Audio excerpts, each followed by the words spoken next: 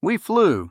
After all this time, we actually flew. A good idea is only the beginning. The work is everything after. You have to respect the wind. It decides more than you do. If the papers ask, tell them it was mostly Wilbur's fault.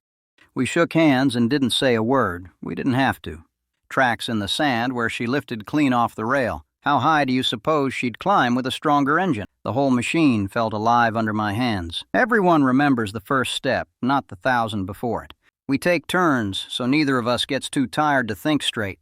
After each flight, we walk it back and start again. Careful with that wing. She's held together with hope and glue. I'll remember this morning for the rest of my life. For a few seconds up there, everything went quiet. You can hear the canvas snap when the gust hits the wing. The wind dropped for a moment, then came right back. Could a machine like this ever carry more than one man? I wonder what they'll build from this, years from now. That was it. That was real flight. Look at her go. Look at her go. We didn't invent flying. We just kept trying until it worked. It's humbling, really, how much there is still to learn.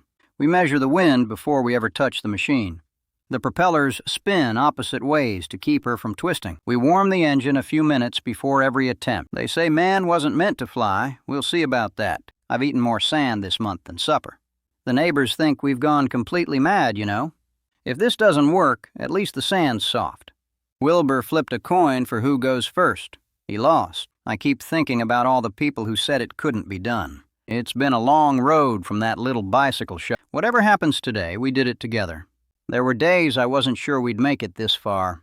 Wilbur and I promised each other we'd see it through. I wish Mother could have seen this. The flags down the beach are all pointing the same way. Frost on the ground this morning. Cold but clear. The men from the life-saving station came to help us launch.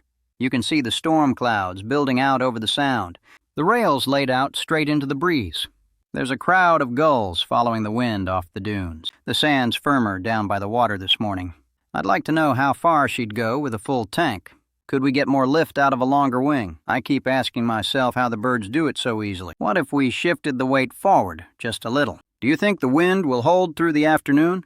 I wonder if we could hold her steady a little longer. The controls answered exactly like we hoped. Feel that? That's a steady breeze right down the rail. We did it. We actually got her off the ground. Wilbur, come look at this. The wind's perfect. That's the longest she's held the air yet.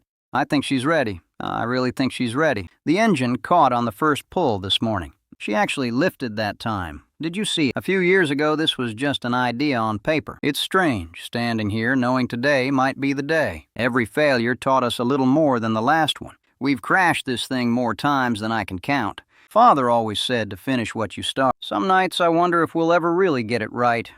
Most folks think we're wasting our time out here. Funny how something this simple can take years to figure out. We came down to Kitty Hawk for the wind and the soft sand. The trick isn't power, it's keeping her balanced in the air. We build most of the parts ourselves back at the shop in Dayton. You lie flat on the lower wing and steer with your hips. The engine isn't much, but it's enough to turn the two propellers. We keep a notebook of every change, so we always know what we tried. The whole thing comes apart into crates, so we can carry it down to the sand. Wilbur's out checking the wires one last time before we start. We've been making small changes to the machine all week. Morning. The wind feels a little steadier today.